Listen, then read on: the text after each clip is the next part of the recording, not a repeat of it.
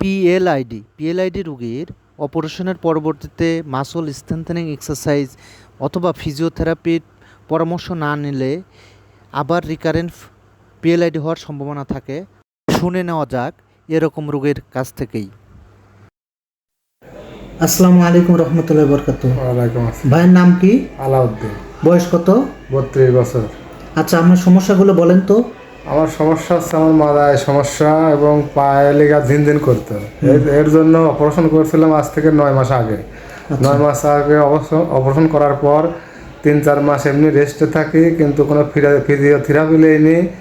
এবং তারপর আমি কৃষক মানুষের সন্তান, কৃষকের কাজ করি। আস্তে আস্তে ওইটি আবার ধীরে ধীরে ব্যথা শুরু করে। ব্যথা শুরু হওয়ার কারণে আমি আবার হসপিটালে আসছি অপারেশন করার জন্য। মানে এখন ডাক্তার দেখতেছে।